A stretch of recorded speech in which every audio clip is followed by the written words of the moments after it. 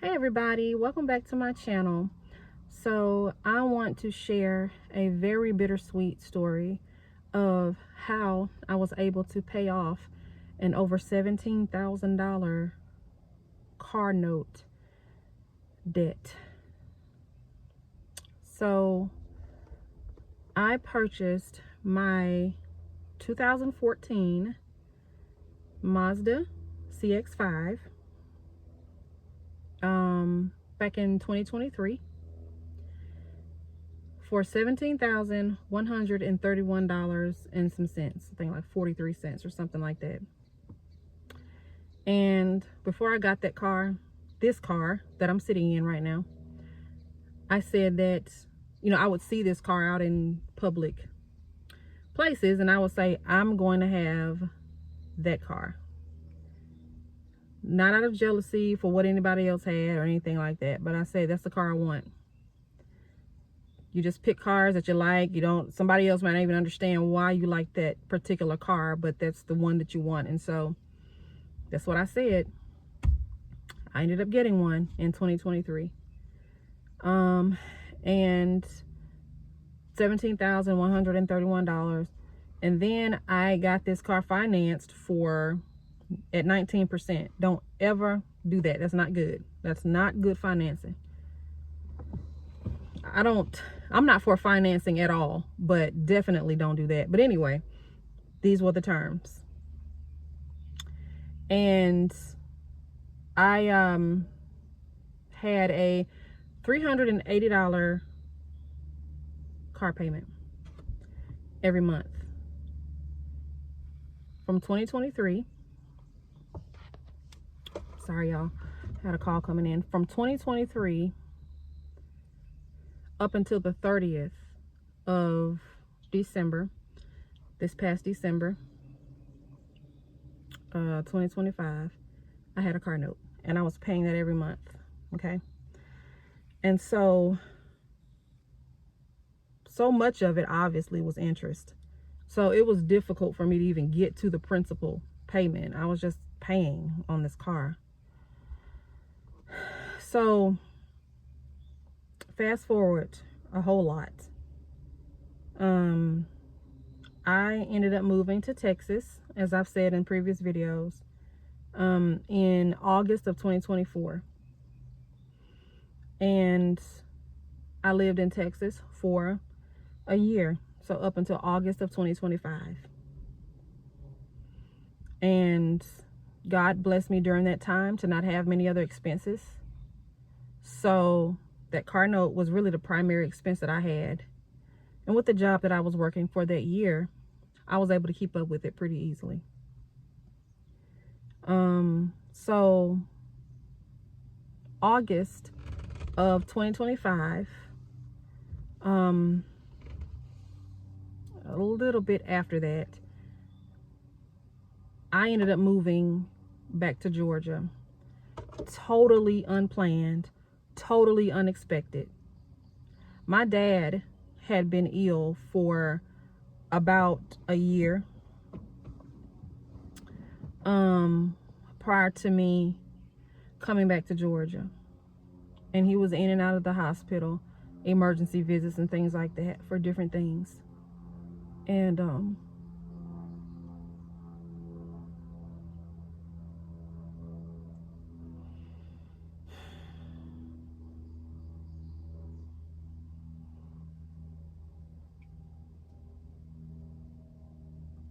so I ended up moving back to Georgia just suddenly. I left Texas around 2 something in the afternoon after getting off of work, because my mom told me that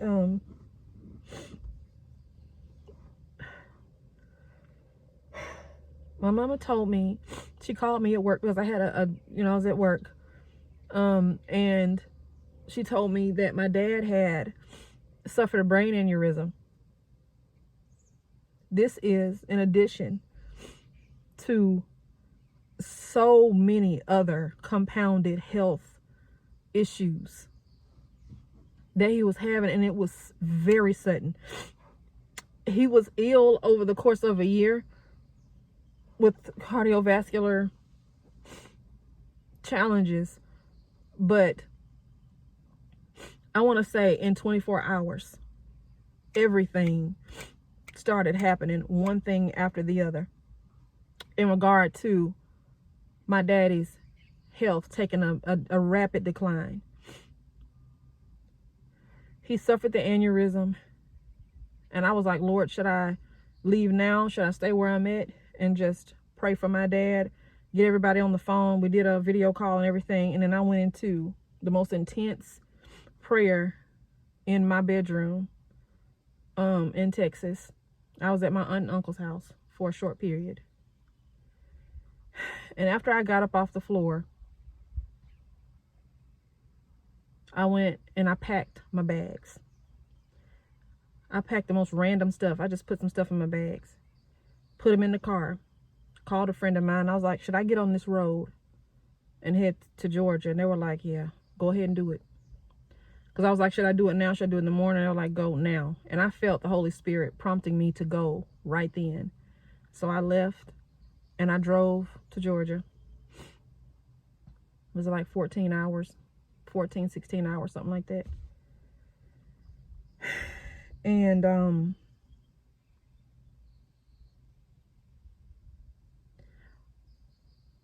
when I got to Georgia, my daddy had already come out of emergency surgery. He ended up having an emergency brain surgery. This is after having had open heart surgery 12 days prior. And when I got there, my daddy was already comatose. And so I got a week with my daddy. And I know he heard me, you know, when I was talking to him and praying for him and visiting him. The last time I visited him, I didn't go with my family. I just went by myself. And I knew that would be my last time. You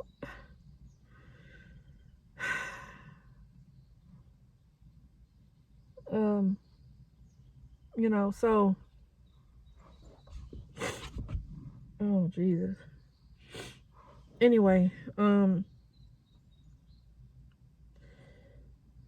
daddy passed away on September 13th of last year, 2025, in hospice.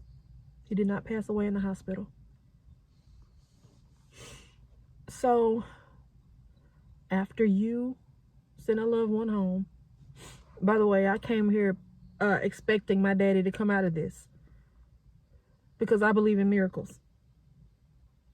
And I'm praying for a family friend right now who did come out of a coma. So I know that it's possible. It happens all the time. Daddy chose to go home and be with the Lord.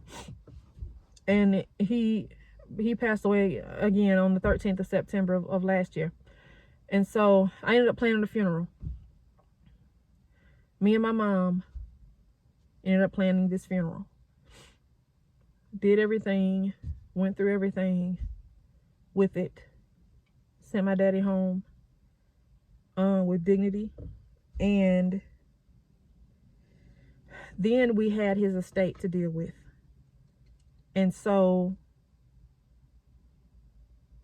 I ended up settling his estate. We're actually on the tail end of that right now. Ended up settling my daddy's estate. And in so doing, that is where the funds came to pay off my car. This car that I'm in right now. You don't want to really have to come out of debt because somebody passed away.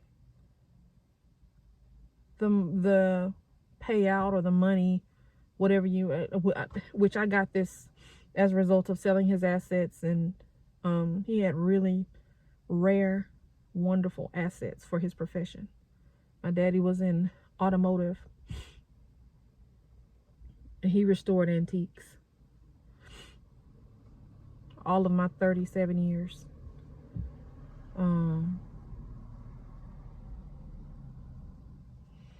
And you know, I was able to sell a great amount of it.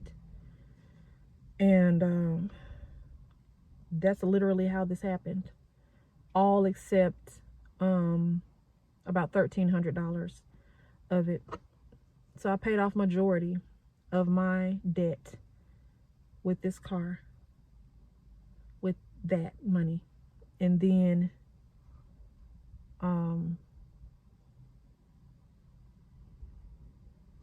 I had this little bit lingering, right? It was like $1,300, a little over $1,300. And I ended up getting an unexpected check in the mail. Somebody riding slow through our neighborhood, y'all. I don't like that. When people don't live here and they just kind of be riding slow. So anyway, I ended up getting an unexpected check in the mail for a little over that. Well, it was actually a lot over that. I'm not one to try to, like, first of all, I'm a private person. I'm not one to tell all my business. And I'm not telling all of my business in this video, but I needed to tell you guys some figures because you need to know what God is able to do. Even in the midst of pain, sadness, sorrow, heartbreak, all of that. This was bittersweet for me. More bitter than sweet. But not everybody is in this celebration for paying off debt, but it's still a good thing to be free of financial responsibility. Mind you, this is during a time when I'm unemployed. As I'm recording this video, I don't have a job. But I have many entrepreneurial endeavors underway. But I'll talk about that more later in a different video. So I got an email. I'm using my words right because I don't have a job. So I'm using my words. I'm making declarations, right? And I said this car is going to be paid off. Oh, by the way, this is very important. On my way home from Texas, when my daddy had that aneurysm and I got in my car and I'm rushing to Georgia. I wasn't technically rushing, but you understand what I'm saying. Got to Georgia. On my way there, I said, in the name of Jesus, this car is going to be paid off before I get back to Texas. I was not looking at my daddy passing away. I wasn't considering that as a way to pay off the debt. None of that was the case. I said that I was paying his car off, though. I said, I'm not coming back to Texas with a car note. And as you can see, it's paid off now. So I'm not going back to Texas with a car note, okay? But I got an email with this $1,300 that was outstanding still. I got an email. And I'm not going to tell you where it was from. But I was told that I had money waiting on me. I had also prayed prior to that. You know, this channel is about testimony, God's provision, prophetic insight, all of that. I said, Father, it would be wonderful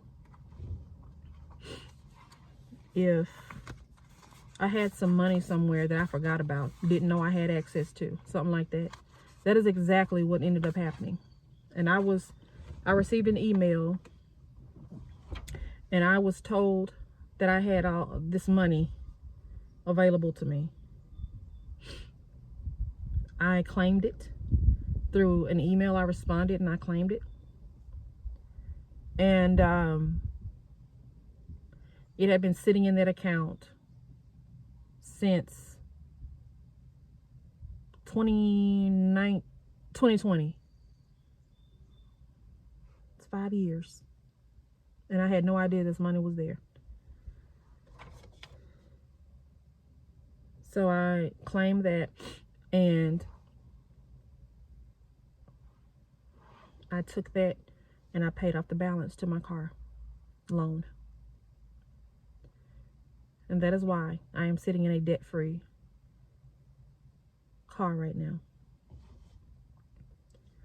I have no desire to get a new car for years. I'm not the type of person that has to have brand new stuff.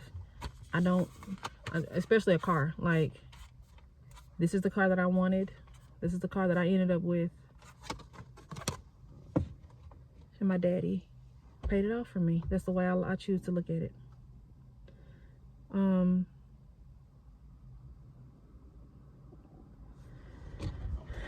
looking down at my notes so I don't forget. That's pretty much what I wanted to share in this video.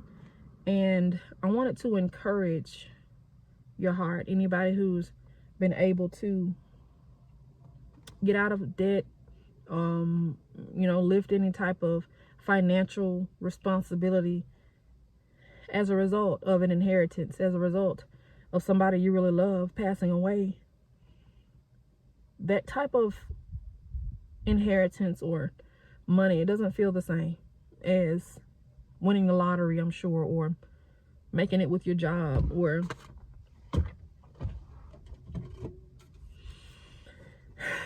somebody giving you a gift. It doesn't feel the same way.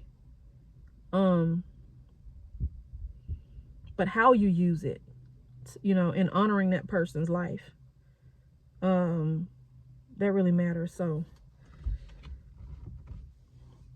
in addition, you know, don't feel any type of shame for using that money. Don't feel like you are doing a selfish thing, anything like that. I just wanted to encourage you and let you know that I do understand if you are going through a period of grief while also being able to overcome or become free from financial burdens. That's it for this video. Please subscribe to my channel if you have not already done so. And as I do in all of my videos, thank you so much to those of you who have already subscribed. Check out my other content, and I will see you later. Have a beautiful day on purpose.